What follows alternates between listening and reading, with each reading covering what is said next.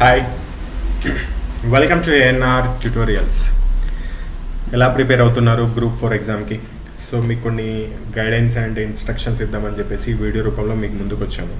So చాలామంది చదవడంలో కొన్ని mistake చేస్తారు, చదివిన తర్వాత ఎగ్జామ్స్లో కొన్ని మిస్టేక్ చేస్తారు. సో చదివేటప్పుడు మిస్టేక్ చేయొద్దు, ప్లస్ ఎగ్జామ్ రాసేటప్పుడు కూడా 100% మన ఎఫర్ట్ అనేది ఇవ్వాలి. మీరు ఎంత చదివినా కానీ ఎగ్జామినేషన్ రాయడంలో మీరు కొన్ని చిన్న చిన్న తప్పుల్ని చేస్తూ ఉంటే మీకు రిజల్ట్ అనేది, అవుట్పుట్ అనేది కరెక్ట్గా రాదు. సో కాబట్టి ఈ వీడియోలో నేను మీకు 100% యూజ్ అయ్యే ఇన్ఫర్మేషన్ ఇస్తాను. మీరు చివరి వరకు చూడండి. నేను ఎప్పుడు ఏ వీడియో నేను లైక్ చేయండి, సబ్స్క్రైబ్ చేయండి అని కూడా చెప్పను, కానీ ఈ వీడియో కూడా మీరు లైక్ చేయకపోయినా సబ్స్క్రైబ్ చేయకపోయినా పర్లేదు, కానీ వినండి ఒకసారి, మీకు చాలా యూజ్ అవుతుంది. 100% మీకు యూజ్ అవుతుంది. సో ఫస్ట్ ఏ విధంగా చదవాలి అండ్ తర్వాత ఏ విధంగా ఎగ్జామ్ రాయాలి, ఎగ్జామ్లో మనకు తెలియని క్వశ్చన్స్ కొన్ని వచ్చినా కానీ వాటి నుంచి కూడా మనం 100% యాక్యురసీగా ఏ విధంగా ఆన్సర్ పెట్టాలి, ఏ విధంగా తప్పుల్ని ఎలిమినేట్ చేయాలనేది వీడియోలో క్లియర్గా ఒకసారి చూద్దాం. సో ఫస్ట్ థింగ్, ఏ విధంగా చదువుకోవాలనే దానిపైన మనం ఫస్ట్ ప్రాసెస్ స్టార్ట్ చేద్దాం. సో మీరు ఏదైనా తీసుకోండి, గ్రూప్ 4కి ప్రిపేర్ అవుతున్నారు, సపోజ్కి పాలిటీ కానీ, ఇండియన్ హిస్టరీ కానీ, తెలంగాణ ఉద్యమ చరిత్ర కానీ, ఏదో ఒక సబ్జెక్ట్ తీసుకుంటారు, దానికి ఒక బుక్ ప్రిఫర్ చేస్తారు. సో బుక్ అంతా ఫస్ట్ మొత్తం ఉన్నట్టు పేజ్ మొత్తం క్లియర్గా చదవాలా అంటే మీరు చదవాల్సిన పని లేదు. సో గ్రూప్ 4 రేంజ్ ఏంటి అనేది మనం ఫస్ట్ మనసులో పెట్టుకోవాలి. దానికి తగ్గట్టుగా మనం ఫస్ట్ ప్రిపరేషన్ స్టార్ట్ చేయాలి. చాలా డెప్త్కి వెళ్దాం, కానీ ఎప్పుడు వెళ్దాం అనేది చూద్దాం ఒకసారి. సో ఫస్ట్ మీరు చేయాల్సింది ఏంటంటే, మీరు ఒక బుక్ని తీసుకోండి, దాంట్లో ఒక చాప్టర్ తీసుకోండి. సపోజ్కి ఇండియన్ పాలిటీలో రాజ్యాంగ చరిత్ర, దాని పుట్టు పూర్వత్రాలు అని చెప్పి ఒక చాప్టర్ ఉంటుంది. ఆ చాప్టర్లో మీరు పర్ఫెక్ట్గా ఒకసారి ఫస్ట్ పేపర్ నుంచి చివరి పేపర్ వరకు చదవండి. దాంట్లో ఇంపార్టెంట్ అనుకునే ఒకసారి మీ హైలైటర్తో మీరు మార్క్ చేసుకోండి. మీరు ఆ విధంగా ఇంపార్టెంట్ అనుకునే మాత్రమే, మరీ ఇంకా డెప్త్కి వెళ్ళాల్సిన అవసరం లేదు. ఫస్ట్లోనే మీరు అది కూడా ఒకటి గుర్తుపెట్టుకోండి, మీకు టైం సరిపోదు. మళ్ళీ రివిజన్ చేసేటప్పుడు కూడా మీరు కన్ఫ్యూజ్ అయ్యే అవకాశం ఉంటుంది. సో ఒక పేపర్లో మీరు మినిమం 5 నుంచి 10 బిట్లు ఇంపార్టెంట్ వచ్చేటట్టు చూసుకోండి. ఆ విధంగా ఫస్ట్ నుంచి లాస్ట్ పేజ్ వరకు చదువుకోండి. ఒకసారి ఒక చాప్టర్ అయిపోయిన తర్వాత మళ్ళీ మీరు ఏం చేయాలి, అదే రోజు అప్పుడే ఒక చాప్టర్ కంప్లీట్ అయిపోయింది అనుకోగానే మళ్ళీ ఫస్ట్ పేజ్కి వచ్చి మీరు ఏవైతే హైలైటర్తో మీరు హైలైట్ చేసుకున్నారో వాటిని మాత్రమే ఒకసారి రివిజన్ చేయాలి. ఆ విధంగా చేస్తే మీకు ఒకసారి ఒక చాప్టర్ అనేది, ఇంపార్టెంట్ బిట్స్ అనేది 100% కవర్ అయిపోతాయి. ఇంకా అన్ఇంపార్టెంట్ మీరు టిక్ పెట్టుకోరు, ఇది వస్తుందా రాదా ఇట్లాంటి అడగట్లే గ్రూప్ 4కి అనుకుంటారు చూసారా, అవి వదిలేయండి. అవి ఎప్పుడు చేయాలి అంటే, మీరు ఇప్పుడు కేవలం ఒక చాప్టర్ మాత్రమే చదువుకున్నారు, ఆ విధంగా పాలిటీలోని అన్ని చాప్టర్స్ చేసిన తర్వాత, ఆ విధంగా అన్ని ఇంపార్టెంట్ బిట్స్ అన్ని రివిజన్ చేసుకున్న తర్వాత మీకు ఇంకా టైం ఉంటే మళ్ళీ ఫస్ట్ చాప్టర్కి వచ్చి మీరు ఏదైతే మీరు అక్కడ అన్ఇంపార్టెంట్ అనుకొని అవి రావు అనుకొని వదిలేస్తారో వాటికి కూడా హైలైటర్తో మార్క్ చేసుకోండి సెకండ్ టైం. సో అప్పుడు సెకండ్ టైం మీరు రివిజన్కి వచ్చినప్పుడు ఏమవుతుంది, ఆల్రెడీ ఫస్ట్ టైం మీరు స్టాండర్డ్ బిట్స్ అన్ని చదువుకుంటారు. So standard marks, standard bits మీకు 100% మీ చేతిలో ఉన్నట్టే. సెకండ్ టైం రివిజన్కి వచ్చినప్పుడు కొద్దిగా ఇంపార్టెంట్, మరీ అంత ఇంపార్టెంట్ కాదు అనుకున్న బిట్లనే వేయకండి. కొద్దిగా ఇంపార్టెంట్, ఇవి వచ్చే అవకాశం ఉంది, ఈసారి ఈ విధంగా మోడరేట్గా అడుగుతున్నాడు అనుకుంటే ఆ బిట్ని హైలైటర్తో మార్క్ చేసుకోండి. సో ఏమైంది, మీకు ఫస్ట్ టైంలో 100% ఇంపార్టెంట్ క్వశ్చన్స్ కవర్ అయిపోయినాయి. మీకు సెకండ్ టైం వచ్చేపాటికి రావచ్చు ఇటువంటి క్వశ్చన్స్ అనుకున్నవి కూడా మీకు 100% కవర్ అయిపోతాయి. ఈ విధంగా మీరు ఒక బుక్ని కనుక కంప్లీట్ చేసినట్లయితే మీకు ఫస్ట్ ఆ బుక్ అనేది తొందరగా అయిపోవడం జరుగుతుంది. ఆ తొందరగా అయిపోవడంలో మీకు స్టాండర్డ్ బిట్స్ కవర్ అవుతాయి, ఎక్కువ మార్కులు ఆ స్టాండర్డ్ బిట్స్ నుంచే రావడం జరుగుతుంది. అండ్ సెకండ్ వన్, మీకు డెప్త్ క్వశ్చన్స్ అడిగే అవకాశం ఉన్నా కానీ మీరు సెకండ్ టైము రివిజన్ టైంలో మీరు హైలైటర్తో మార్క్ చేసుకున్న డెప్త్ క్వశ్చన్స్ కూడా కవర్ అయ్యే అవకాశం ఉంటుంది. ఈ విధంగా చేసుకుంటే మీకు చాలా సింపుల్గా ఉంటుంది. నేను అనేది ఏంటంటే, మీరు ఫస్ట్ ఒక బుక్ తీసేసుకొని ప్రతి ఒక్క దాన్ని టిక్ పెట్టేసుకుంటా వెళ్ళారనుకోండి, ఒక చాప్టర్లో నుంచి 500 నుంచి 600 బిట్లు వస్తాయి. అవన్నీ మీరు చదువుకొని గుర్తుపెట్టుకోవాలంటే చాలా కష్టం. ఓకే, 2-3 ఇయర్స్ నుంచి ప్రిపేర్ అవుతున్న వాళ్ళు ఆ విధంగా చేసుకోవచ్చు, మీ దగ్గర టైం ఉంది కాబట్టి. షార్ట్ టర్మ్లో ప్రిపేర్ అవ్వాలనుకుంటే ఇప్పుడు మీకు చూడండి, ఎంసెట్కి క్రాష్ కోర్స్ అని చెప్పేసి షార్ట్ టర్మ్ కోచింగ్ అని చెప్తారు. అక్కడ మీకు అన్ని డెప్త్కి వెళ్ళి నేర్పిస్తారా? మీకు ఫస్ట్ మీకు కంప్లీట్ చేయాల్సిన స్టాండర్డ్ థింగ్స్ అనేది కంప్లీట్ చేస్తారు. మిమ్మల్ని ఒక ఇంజనీరింగ్ సీట్ వచ్చే విధంగా మిమ్మల్ని ప్రిపేర్ చేపిస్తారు. ఆ తర్వాత టైం ఉంటే మీరు డెప్త్కి వెళ్తారు. సో అదేవిధంగా ఇక్కడ కూడా మనకి గ్రూప్ 4లో 8,000+ పోస్టులు ఉన్నాయి. సో కాబట్టి మీ దగ్గర టైం లేకున్నా సరే ఇప్పుడు ప్రిపరేషన్ అవ్వడం స్టార్ట్ చేసినా సరే మీరు జాబ్ తెచ్చుకోవచ్చు ఈ విధంగా ప్రిపేర్ అయితే. సో ఈ విధంగా ప్రతి ఒక్క సబ్జెక్ట్ని మీరు చదువుకుంటూ వెళ్ళాలి. అండ్ సెకండ్ థింగ్ ఎగ్జామ్ ఏ విధంగా రాయాలి, మనకి పేపర్ 1 చూసుకుందాం ఎగ్జాంపుల్కి. పేపర్ 1 గురించే చెప్తున్నాను. పేపర్ 2 అనేది మ్యాథమెటిక్స్. సో మ్యాథమెటిక్స్ ఏ విధంగానే మనం ప్రాక్టీస్ చేస్తేనే ఎక్కువ మార్క్స్ వస్తాయి. సరే పేపర్ 1లో జిఎస్ కాబట్టి దాంట్లో చూద్దాం. మనకి మొత్తం టోటల్గా 150 క్వశ్చన్స్ ఉంటాయి.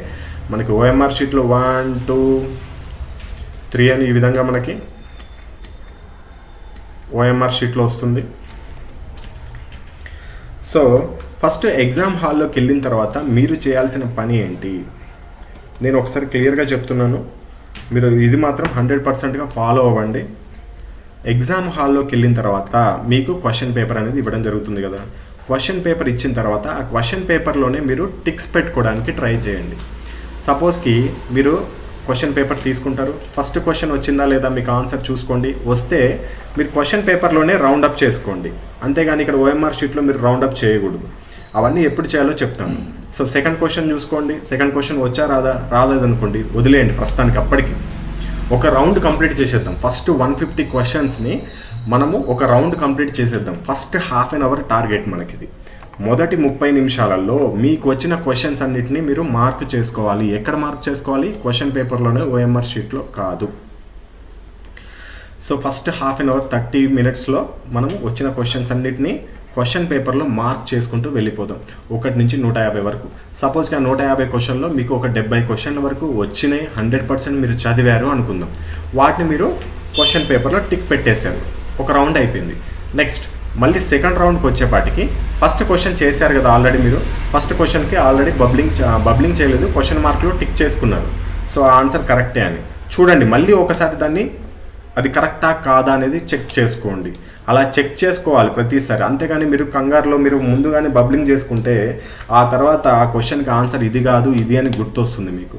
అప్పుడు మీరు బబ్లింగ్ చేసిన దాన్ని ఎలాగో తుడిచేయలేరు, కొత్తగా మళ్ళీ మీరు ఆన్సర్ పెట్టుకోలేరు. కాబట్టి ఫస్ట్ మీరు మీకు వచ్చిన క్వశ్చన్స్ని కేవలం క్వశ్చన్ మార్క్లో మాత్రమే టిక్ చేసుకొని సెకండ్ రౌండ్లో కూడా ఒకసారి చెక్ చేసుకోవాలి. సెకండ్ రౌండ్లో ఫస్ట్ క్వశ్చన్ చూస్తారు, ఆల్రెడీ మనం అక్కడ ఆప్షన్ 1 సెకండ్ అనేది సెలెక్ట్ చేసుకున్నాం క్వశ్చన్ పేపర్లోనే. సో అది కరెక్టా కదా చూసుకోండి. ఓకే కరెక్ట్ అయితే ఇంకా ఫిక్స్. ఓఎంఆర్లో ఏం చేయాలి? ఒకటో క్వశ్చన్కి 2 ఆన్సర్ అని బబ్లింగ్ చేసుకోవాలి. సెకండ్ క్వశ్చన్ చూడండి. ఇప్పుడు ఆల్రెడీ ఇందాక వదిలేశారు మీరు. సెకండ్ క్వశ్చన్ ఎందుకు వదిలేశారు? మీకు రాక వదిలేశారు. సో దాన్ని అట్లాంటి రాని క్వశ్చన్స్ను మీరు ఆల్రెడీ ఒక 70 నుంచి 80 క్వశ్చన్లు మీకు వచ్చే ఉంటాయి. మిగతా రాని ఒక 60 క్వశ్చన్ల నుంచి 70 క్వశ్చన్ల వరకు కూడా మీరు ఏ విధంగా ఆన్సర్ చేయాలనేది క్లియర్గా చూద్దాం. ఇంకోటి కూడా గుర్తుపెట్టుకోండి, రాని క్వశ్చన్ అన్నిటికీ కలిపి చివర్లో అన్ని నేను 2 రౌండప్ చేసి వస్తాను, లేకపోతే అన్ని 3 ఆప్షన్ రౌండప్ చేసి వస్తాను, అన్ని 4 ఆప్షన్ రౌండప్ చేసి వస్తాను అనుకుంటే మీకు చాలా మార్కులు మిస్ అవుతాయి. అవి మీరు ఎప్పుడు చేయాలంటే అసలుకి ఏదీ రాదు, 150 క్వశ్చన్లకి 150 రాదు అనుకుంటే ఎవరొకరు ఏం చేస్తారంటే నేను అన్ని ఒకటో ఆప్షన్ని అన్నింటినీ రౌండప్ చేసి వస్తాను, నాకు ఒక 60 మార్కులన్నా వస్తుందేమో బై లక్కీలో, దీంట్లో 60 మార్కులు దాంట్లో 60 మార్కులు వస్తే 120 మార్క్స్ అవుతాయి, ఒకవేళ రిజర్వేషన్లో జాబ్ వస్తుందేమో సబ్లో అవుతాయి, ఇలా విధంగా అనుకునే ఛాన్సులు ఉంటాయి. కానీ అది మాత్రం మీకు 100% మీకు రిటర్న్ గిఫ్ట్ ఇస్తుంది. మీరు అన్ని 2లో అన్ని 3లో దిద్దొద్దు. మీకు రాని క్వశ్చన్స్ను కూడా ఆలోచించి ఎలిమినేట్ చేసుకొని మనం ఆన్సర్ చేయొచ్చు. ఎగ్జాంపుల్కి అనేది ఏ విధంగా చెప్తాను చూడండి. మీకు రాని క్వశ్చన్ కూడా మీరు ఆ క్వశ్చన్కి రిలేటెడ్గా మీరు చదువుకున్న దాని నుంచి మీరు ఆన్సర్ రాబట్టచ్చు. ఏ విధంగానో ఒకసారి చూద్దాం.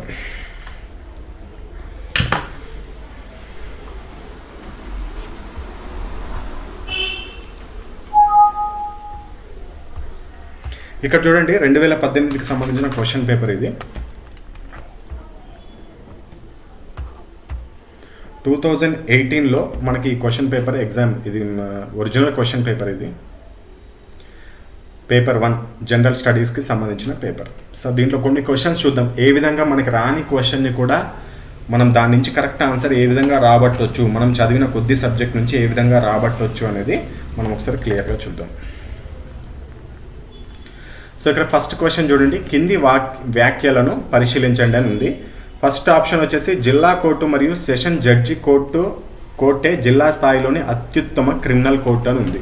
దీనికి సపరేట్గా మీరు సబ్జెక్ట్ని చదవాల్సిన అవసరం ఉందా? చూడండి, ఈ క్వశ్చన్స్కి చాలా బేసిక్ క్వశ్చన్స్ ఇవి. జిల్లా స్థాయిలో జిల్లా కోర్టు మరియు సెషన్స్ కోర్టే మరి అత్యుత్తమ క్రిమినల్ కోర్టు, మరి అంతకంటే పెద్ద కోర్ట్స్ అనేది లేవు. సో ఇది సరైనదే. బి చూద్దాం, రాష్ట్ర గవర్నర్ ఆ రాష్ట్ర హైకోర్టుని సంప్రదించి జిల్లా స్థాయి జడ్జీలను నియమిస్తాడు. ఇక్కడ మనకి బి ఆప్షన్ ఏమి ఇచ్చాడు చూడండి, రాష్ట్ర గవర్నర్ ఆ రాష్ట్ర హైకోర్టుని సంప్రదించి జిల్లా స్థాయి జడ్జిలను నియమిస్తాడు అని ఉంది. సో మీకు ఇక్కడ కొంతమందికి, సో అందరికీ తెలుసుంటే పర్లేదు, తెలుసుంటే ఈజీగా ఆప్షన్ పెట్టొచ్చు, కానీ తెలియకపోతే ఏ విధంగా ఆలోచించి ఆన్సర్ చేయాలి అనేది నేను క్లియర్గా చెప్తున్నాను. జస్ట్ ఎగ్జాంపుల్గా ఫస్ట్ ఒక 10 క్వశ్చన్లు చూపిస్తాను మీకు. ఆ విధంగా మీరు ఎంత టాపర్ అయినా సరే మీకు 150కి 150 క్వశ్చన్లు తెలవాలని రూల్ లేదు కదా. 150కి 150 తెచ్చుకోవడం కూడా కష్టం.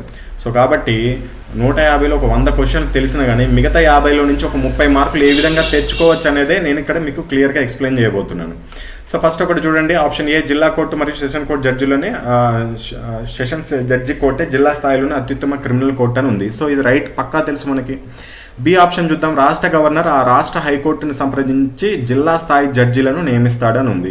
సో కొంతమందికి డౌట్ ఉంటుండొచ్చు, మరి సుప్రీంకోర్టు జడ్జిలను అదేవిధంగా హైకోర్టు జడ్జిలను రాష్ట్రపతి నియమిస్తాడు, మరి జిల్లా జడ్జిలను కూడా రాష్ట్రపతి నియమిస్తాడా అంటే, మనం ఎప్పుడన్నా అసలు ఈ సబ్జెక్ట్ని చదవకపోయినా సరే మీరు ఎప్పుడన్నా న్యూస్లో విన్నారా జిల్లా కోర్టు జడ్జిలను రాష్ట్రపతి నియమిస్తున్నట్లు?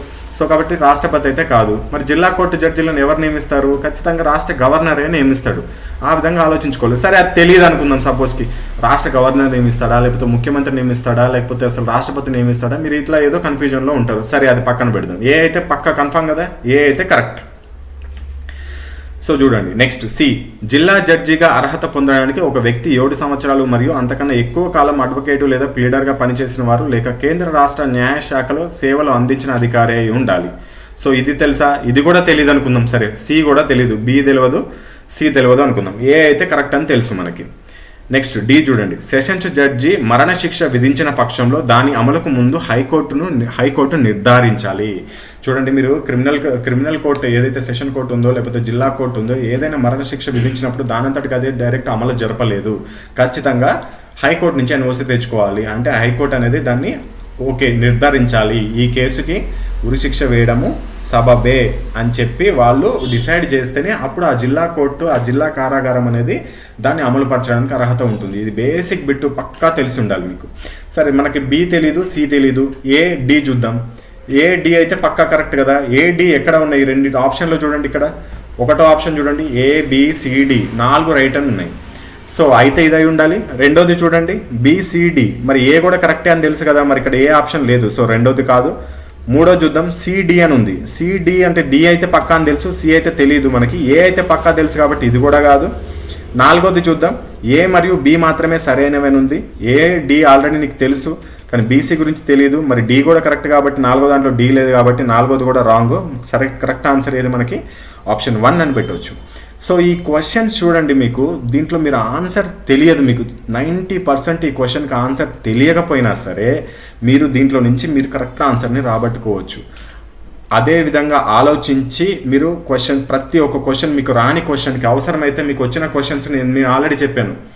జిఎస్ పర్ఫెక్ట్గా చదువుకున్న వాళ్ళకి 80 క్వశ్చన్లకి బబ్లింగ్ చేయడానికి, మార్కింగ్ చేయడానికి మహా అయితే 30 నుంచి 40 క్వశ్చన్ల కంటే ఎక్కువ టైం పట్టదు. మీరు మిగతా టైం అంతా మీరు రాని క్వశ్చన్స్ మీదనే కేటాయించండి. ఒక్కొక్క క్వశ్చన్కి అవసరమైతే 2 నిమిషాలు కేటాయించండి. చాలా డెప్త్గా ఆలోచించండి ప్రతి ఒక్క క్వశ్చన్ గురించి, రాని క్వశ్చన్ నుంచి. మీకు రాని 70 నుంచి 80 క్వశ్చన్లలో నుంచి ఖచ్చితంగా మీరు హాఫ్ మార్క్స్ అనేది తెచ్చుకోవచ్చు, మినిమం 40 మార్కులను తెచ్చుకోవచ్చు. సపోజ్కి మీకు 50 క్వశ్చన్లు రాలేదనుకుందాం, 150 క్వశ్చన్లు 100 మార్కులు వచ్చు మీకు, ఆ 50లో నుంచి మినిమం 25 మార్కులు తెచ్చుకోవచ్చు ఈ విధంగా ప్రాక్టీస్ చేస్తే. అంతేగాని ఫస్ట్ మీకు వచ్చినవన్నీ పెట్టేసి బబ్లింగ్ చేసేసుకొని అన్నీ ఆలోచించి చూద్దాం మధ్యలో ఒక్కొక్కటి చేసుకుంటా పోదాం, ఇది నాకు రాదు అని ఆలోచిస్తారు. ఇవన్నీ లాస్ట్లో పెట్టుకుందాంలే అనుకుంటారు. చివరికి లాస్ట్ 5 మినిట్స్ లాస్ట్ 15 మినిట్స్కో మనకి బెల్ మోగుతుంది, ఇంకా టైం అయిపోయింది, లాస్ట్ 15 మినిట్స్ అని ఇన్విజిలేటర్ చెప్తాడు. మీరు 15 మినిట్స్లో ఏం చేస్తారు? ఫస్ట్ నుంచి అన్నీ చూసుకుంటూ రావాలంటే కష్టం. సో ఆ టైంలో ప్రతి ఒక్క స్టూడెంట్ మైండ్లో ఏముంటుందో తెలుసా? ఆ రాని దాన్ని అన్నిటిని ఏది దిద్దాలి అన్ని 2 ఆప్షన్ దిద్దేసి వస్తారు. సపోజ్కి ఒక 50 క్వశ్చన్లు రాలేదనుకోండి, ఆ 50 క్వశ్చన్లు అన్నింటినీ 2 దిద్దేసి వస్తారు. ఆ రెండిట్లో ఏదో ఒకటి కరెక్ట్ అయితేలే మనకు ఒక మినిమం ఒక 20 మార్కులు రావని అనుకుంటారు. చివరికి వచ్చి చూస్తే దాంట్లో నుంచి 5-6 కూడా కరెక్ట్ అయి ఉండవు. సో ఆ విధంగా కాకుండా ఈ విధంగా ప్రతి ఒక్క క్వశ్చన్ని ప్లానింగ్ చేసుకొని మీరు చేసినట్లయితే అవసరమైతే 2 మినిట్స్ అయినా కేటాయించండి రాని క్వశ్చన్ కోసము.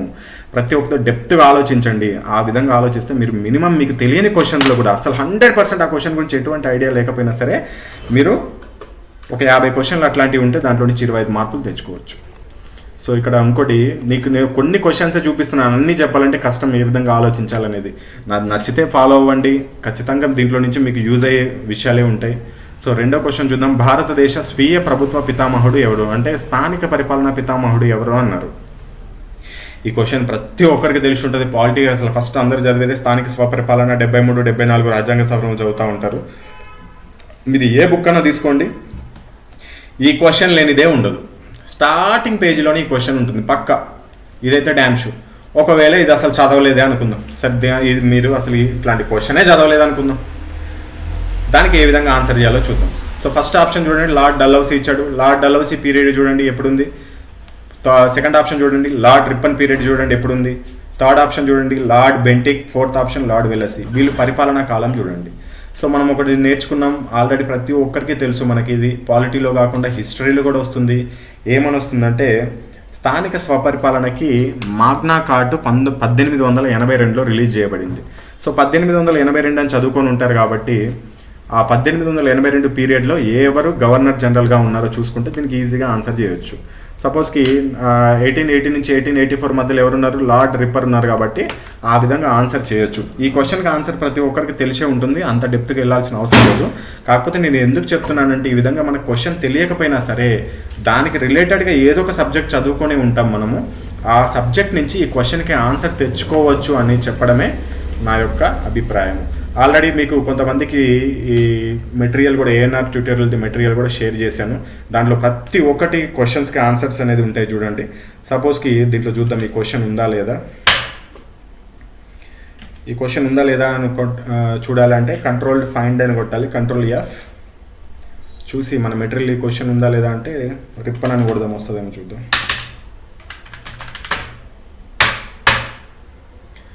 ఇక్కడ వచ్చింది చూడండి ఒక క్వశ్చన్ ఏదో రిప్పన్కి సంబంధించి. 73వ రాజ్యాంగ సవరణ చట్టం భారతదేశంలో స్థానిక సంస్థల పితామహుడు అని ఎవరిని అంటారు అంటే ఫస్ట్ క్వశ్చన్ అదే లార్డ్ రిప్పన్ అని ఉంది చూడండి. సో ఆ విధంగా ప్రతి ఒక్క క్వశ్చన్ కవర్ అయ్యేటట్టు మనకు ఆ మెటీరియల్ కూడా ముందే రెడీ చేయడం జరిగింది. ఇక నెక్స్ట్ థర్డ్ క్వశ్చన్ చూద్దాం. 3 సంవత్సరాల క్రితం, ఇది కరెంట్ అఫైర్స్ అనుకుందాం. కరెంట్ అఫైర్స్ చూడండి, కరెంట్ అఫైర్స్ మీకు తెలియకపోయినా సరే ఈజీగా ఆన్సర్ చేసే విధంగా కూడా ఉండొచ్చు. అలా అని చెప్పి ప్రతి ఒక్కటి తెలియకపోయినా కానీ ఆన్సర్ చేయలేము. కరెక్ట్ ఆ సబ్జెక్ట్ గురించి రిలేటెడ్ సబ్జెక్ట్ చదువుకోవాలి మనము. ఒకవేళ మనం చదివింది రాకపోతే దానికి రిలేటెడ్గా వస్తే మనం ఈజీగా ఫైండ్ అవుట్ చేయొచ్చు. సో కరెంట్ అఫైర్స్ వద్దు, వేరే చూద్దాం. కరెంట్ అఫైర్స్ చూద్దామంటే చూద్దాం. 3 సంవత్సరాల క్రితం కింది వాటిలో ఏ దేశంలో అమెరికా దౌత్య సంబంధాలను పునరుద్ధరించింది. ఇది ఎప్పటిదో 2016 క్వశ్చన్ ఇది. సో మనకి ఇప్పుడు దాని గురించి ఐడియా లేదు కాబట్టి దానికి అయినా కానీ ఏ విధంగా పెట్టవచ్చో చూద్దాం. ఇక్కడ option A, option 1 Pakistan, option 2 Iraq, option 3 Iran, option 4 Cuba. So దీనికి తెలియకపోయినా ఏంటంటే మనం న్యూస్లో చూస్తూనే ఉంటాము, ఎప్పుడు పాకిస్తాన్లో అమెరికా ఫ్రెండ్లీగానే ఉంటుంది, ఇరాన్ ఇరాక్తో కూడా ఫ్రెండ్లీగానే ఉంటుంది. అంటే కొన్ని డిస్ప్యూట్స్ ఉన్నా కానీ వాళ్ళ కోసం వాళ్ళ స్వార్థ ప్రయోజనాల కోసం ఇరాన్ ఇరాక్తో కూడా స్నేహపూర్వకంగానే ఉంటుంది. కానీ మొదటి నుంచి అమెరికాకి క్యూబాకి అస్సలు పడదు. ఫిడెల్ కాస్ట్రో ఉన్న కాడి నుంచి ఇప్పటి వరకు ఉన్న అధిపతులతో సహా అమెరికాకి క్యూబాకి పడనే పడదు. కానీ గత ఒక దశాబ్ద కాలంగా, అంటే గత ఒక 7-8 సంవత్సరాల క్రితము క్యూబాకి అమెరికాకి మధ్య ఎగుమతులు దిగుమతులు కూడా ప్రారంభమైనవి. సో ఈ విధంగా ఆలోచించుకుంటూ మనం క్వశ్చన్స్కి ఆన్సర్ చేసుకోవచ్చు. 4th క్వశ్చన్ చూద్దాం, టైం ఎక్కువ అయిపోతుంది వీడియో లెంత్. రాష్ట్రపతి మరియు ఉపరాష్ట్రపతి పదవులలో ఖాళీ ఏర్పడినప్పుడు ఎవరు రాష్ట్రపతిగా బాధ్యతలు నిర్వహిస్తారు? ఈ క్వశ్చన్కి మీకు ఈజీగా ఆన్సర్ తెలిసే ఉండాలి. అసలు నేను ఇవన్నీ క్వశ్చన్స్ అందరూ చదివిన వాళ్ళు పెడతారు, చదవని వాళ్ళు ఏ విధంగా ఆన్సర్ చేయాలి, ఏ విధంగా ఆలోచించాలనే చెప్తున్నాను. మీరు అందరూ అనుకుంటుండొచ్చు ఇంత ఈజీ క్వశ్చన్స్ మాకు వస్తాయనుకోవచ్చు. అరే మీకు రాని క్వశ్చన్స్ని ఏ విధంగా ఆలోచించాలో నేను ఇక్కడ ఒకసారి చెప్తున్నాను. సో చూడండి, ఇక్కడ రాష్ట్రపతి మరియు ఉపరాష్ట్రపతి పదవులలో ఖాళీ ఏర్పడినప్పుడు ఎవరు రాష్ట్రపతిగా బాధ్యతలు నిర్వహిస్తారు అని ఉంది. సో మనకి ఆల్రెడీ తెలుసు, రాష్ట్రపతి పదవి ఖాళీ ఏర్పడితే ఉపరాష్ట్రపతి ఆ పదవిలోకి వస్తాడు. లేకపోతే ఉపరాష్ట్రపతి కూడా ఆ టైంలో ఖాళీగా ఉందనుకో, ఎవరు చేస్తారు? భారత ప్రధాన న్యాయమూర్తి చేస్తారు. సో ఈ క్వశ్చన్కి ఆన్సర్ మీరు డైరెక్ట్ ఈ విధంగా ఇట్లాంటి బిట్ చదవకపోయినా కానీ మీరు ఒకసారి మీ మెమరైజ్లోకి వెళ్ళిపోవాలి. ఇప్పటివరకు భారతదేశానికి రాష్ట్రపతులుగా ఎవరెవరు చేశారు, దాంట్లో ఎవరన్నా హైకోర్టు సుప్రీంకోర్టు న్యాయమూర్తి ఉన్నారా చూసుకోవాలి. భారతదేశంకి రాష్ట్రపతిగా పనిచేసిన ఏకైక సుప్రీంకోర్టు న్యాయమూర్తి జస్టిస్ హిదాయతుల్లా.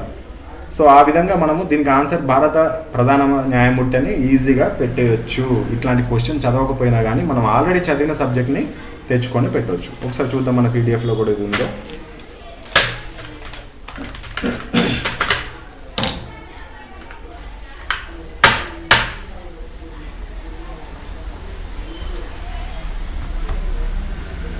అన్నీ అంతకు ముందు తయారు చేసినాయి. ఇక్కడ చూడండి, భారత తాత్కాలిక రాష్ట్రపతిగా 1969లో వ్యవహరించిన తొలి చివర సుప్రీంకోర్టు యొక్క ప్రధాన న్యాయమూర్తి ఎవరు? మహమ్మద్ హిదాయతుల్లా. ఏ సంవత్సరంలో అనేది కూడా ఈ క్వశ్చన్లో చూడండి, ఎన్ని క్వశ్చన్స్ వస్తాయి చూడండి. భారత తాత్కాలిక రాష్ట్రపతిగా ఏ సంవత్సరంలో మహమ్మద్ హిదాయతుల్లా ఎన్నుకోబడ్డారు అంటే 1969 ఒక క్వశ్చన్ వచ్చింది. భారత తాత్కాలిక తొలి రాష్ట్రపతి ఎవరు అంటే తొలి సుప్రీంకోర్టు ప్రధాన న్యాయమూర్తి ఎవరంటే మహమ్మద్ హిదాయతుల్లా. చివరి వ్యక్తి ఎవరంటే కూడా, చివరి సుప్రీంకోర్టు న్యాయమూర్తి ఎవరంటే కూడా ఆయనే. ఈ విధంగా ఒక క్వశ్చన్లో నుంచి ఎన్నో క్వశ్చన్స్ మనం రెడీ చేసుకోవచ్చు. నెక్స్ట్ క్వశ్చన్ చూద్దాం.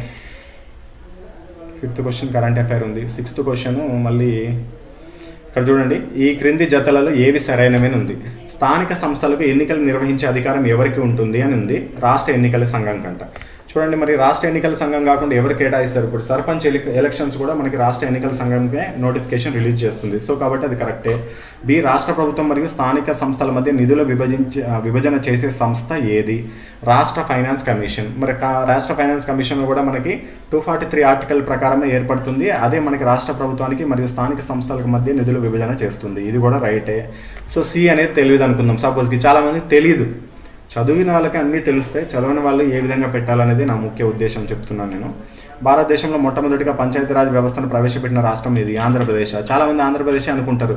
ఒకవేళ మన మైండ్లో ఆంధ్రప్రదేశ్ కాదు అనిపించినా కానీ మనకి అనిపిస్తుంది ఏంటి అంటే ఉమ్మడి ఆంధ్రప్రదేశ్ అయ్యుండొచ్చులే, మనమే గ్రేట్ కాబట్టి, మనమే అన్నింటిలో ముందు ఉంటాం కాబట్టి మనమే చేసి ఉంటాంలే అనుకుని ఆ విధంగా అనుకునే అవకాశం ఉంటుంది. సో మొట్టమొదటి రాష్ట్రం ఏది అంటే పంచాయతీరాజ్ వ్యవస్థను ప్రవేశపెట్టిన రాష్ట్రం రాజస్థాన్. రెండవ రాష్ట్రం ఏది అంటే ఆంధ్రప్రదేశ్. సో దీనికి ఆన్సర్ తెలియదు అనుకుందాం. సపోజ్కి ఆప్షన్ ఏ, ఆప్షన్ బి మాత్రమే తెలుసు. సి అనేది కరెక్టో కాదో తెలియదు. మరి ఎట్లా మనం ఎలిమినేట్ చేసుకోవాలనేది చూద్దాం. ఏ కరెక్టు, బి కరెక్టు అనుకున్నప్పుడు ఆప్షన్ 1 చూద్దాము. ఏబిసి 3 కరెక్ట్ అయ్యే అవకాశం ఉందంట. రెండోది ఏబి మాత్రమే అంట. అయితే 2 అన్నా కావాలి, 1 అన్నా కావాలి ఇక్కడ ఆప్షన్ చూస్తుంటే. సో కాబట్టి దీని రెండిట్లో ఏదో ఒకటి ఎలిమినేట్ చేసుకుని మనం పెట్టుకోవచ్చు. సపోజ్కి సి ఆప్షన్ మీకు తెలియకపోతే చెప్తున్నాను. ఆప్షన్ 1 అయినా పెట్టవచ్చు, ఆప్షన్ 2 అయినా పెట్టవచ్చు. ఈ రెండిట్లో ఏదో ఒకటి పెడితే మీకు కరెక్ట్ అయ్యే అవకాశం ఎంత ఉంటుంది? దాదాపు 80% ఉంటుంది. అదే ఈ క్వశ్చన్ని చివరికి అలాగే ఉంచుకొని ఎగ్జామ్కి 15 నిమిషాల ముందు బెల్ కొట్టిన తర్వాత ఒకేసారి అన్ని రౌండప్ చేద్దాంలే అని చెప్పి అన్నీ ఒకే 3 ఆప్షన్, 4 ఆప్షన్, 2 ఆప్షన్ దిద్దితే మీకు ఎంత పర్సెంట్ ఉంటుంది యాక్యురసీ కరెక్ట్ అయ్యే అవకాశము? మహా అయితే 20 నుంచి 30% ఉంటుంది. ఆ విధంగా ప్రతి ఒక్క క్వశ్చన్ నీకు తెలిసినా తెలియకపోయినా నువ్వు చదువుకున్న సబ్జెక్ట్ నుంచి తీసుకొచ్చి మరి మనం వెతుక్కోవాలి. ఈ క్వశ్చన్కి ఆన్సర్ కూడా ఉందేమో చూద్దాం. రాజస్థాన్ కూడా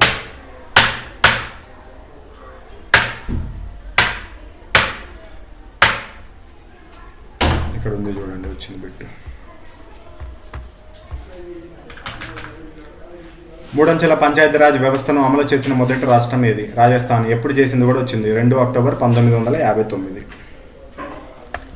నెక్స్ట్, ఈ విధంగా ప్రతి ఒక్క క్వశ్చన్ చూసుకోవచ్చమ్మా, మీకు ఎటువంటి ఇబ్బంది ఉండదు.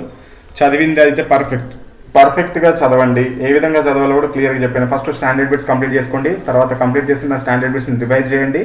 మళ్ళీ సెకండ్ టైం బుక్ ఫస్ట్ నుంచి స్టార్ట్ చేయాలి. దాంట్లో కొద్దిగా డెప్త్గా ఉన్న క్వశ్చన్స్, ఇవి వచ్చే అవకాశం ఉంది అనుకున్న క్వశ్చన్స్ చదువుకోండి. మళ్ళీ దాన్ని కూడా రివిజన్ చేయండి. ఆ విధంగా మీకు 500 నుంచి 600 పేజీ బుక్ కూడా మీకు మినిమం 20 నుంచి 30 రోజుల్లో కంప్లీట్ అయిపోతుంది. ఆ తర్వాత ఎక్కువగా బిట్ బ్యాంక్స్ అనేది ప్రాక్టీస్ చేసుకుంటే మీకు 100%, 100కి 100% మీకు సక్సెస్ రేట్ అనేది జాబ్ వచ్చే అవకాశం ఎక్కువగా ఉంటుంది. గ్రూప్ 4కి ప్రిపేర్ అవుతున్న అభ్యర్థులకి ఏఎన్ఆర్ ట్యుటోరియల్ తరపు నుంచి ఎక్స్ట్రాడినరీ మెటీరియల్ అయితే ఒకటి మీకు ఇవ్వడం జరుగుతుంది. దీంట్లో జనరల్ స్టడీస్కి మనకి 150 మార్కులు ఉన్నాయి.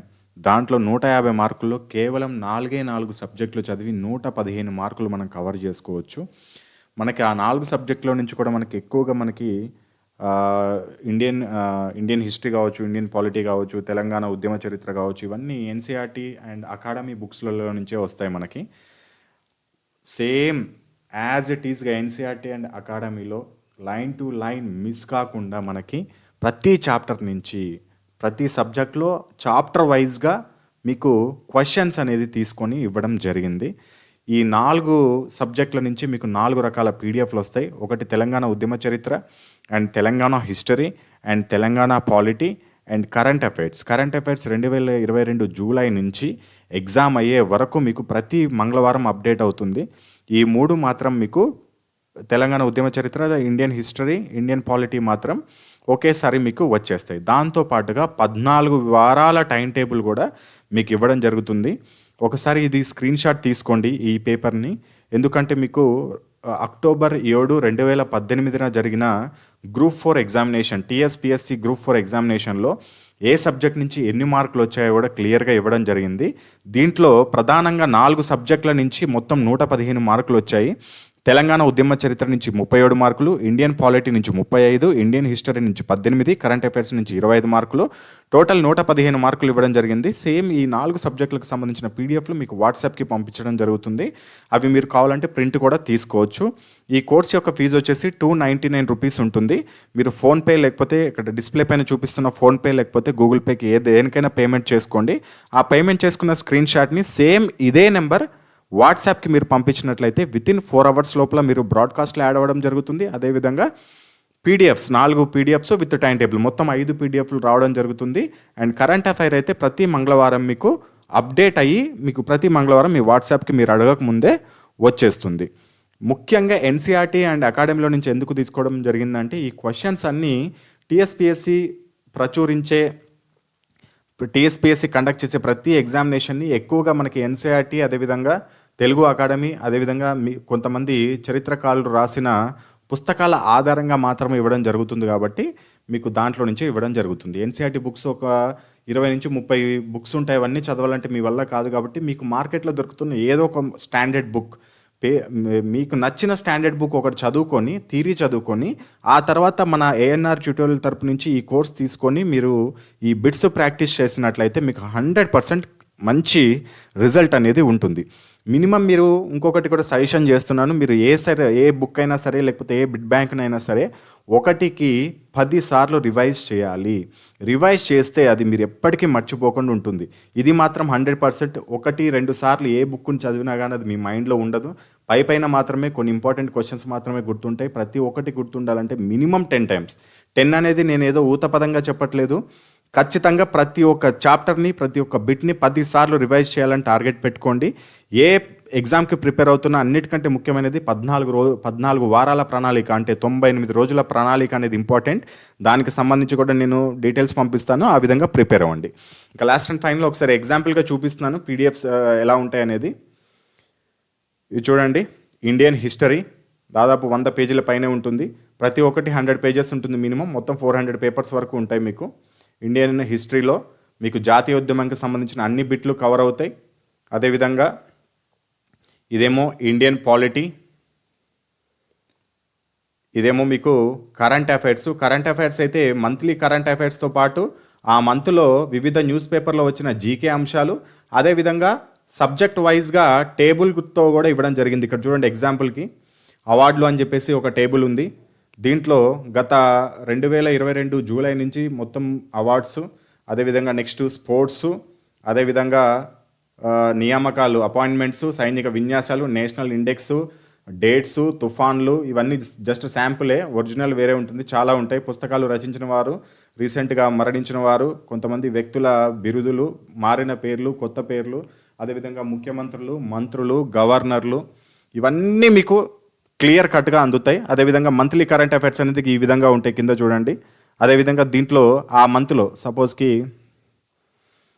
పైన ఇక్కడ ఒకటి చూసినట్లయితే జూలై మంత్ కరెంట్ అఫైర్స్ ఇవన్నీ పైన అయిపోయినాయి. తర్వాత మీకు వెంటనే కింద ఒక హెడ్డింగ్తో ఇంకోటి స్టార్ట్ అవుతుంది. జూలై 2022లో వివిధ న్యూస్ పేపర్ల నుండి సేకరించిన జీకే అంశాలని చెప్పేసి ఈ విధంగా జూలై మంత్ కూడా జీకే అంశాలు కూడా కవర్ అయిపోతాయి. ఆ విధంగా మీకు 2022 జూలై నుంచి అప్ టు ఎగ్జామినేషన్ వరకు కరెంట్ అఫైర్ పీడిఎఫ్ అనేది వచ్చేస్తుంది. ఇక తెలంగాణ పీడిఎఫ్ అయితే చాలా ఎక్స్ట్రాడినరీగా ఉంటుంది. అన్ని సబ్జెక్టులు ప్రతి ఒక్క పాయింట్ అనేది కవర్ అవుతూ ఇవ్వడం జరుగుతుంది. మీరు మంచి మార్క్స్ స్కోర్ చేసుకోవడానికి ఇది ఖచ్చితంగా యూజ్ అవుతుందని నేను అనుకుంటున్నాను. ఇంకా ఏదైనా డౌట్స్ ఉంటే కింద కమెంట్ సెక్షన్లో అడగండి, అందరికీ రిప్లై అవ్వడానికి ప్రయత్నిస్తాను. ఆల్ ద బెస్ట్, జై హింద్.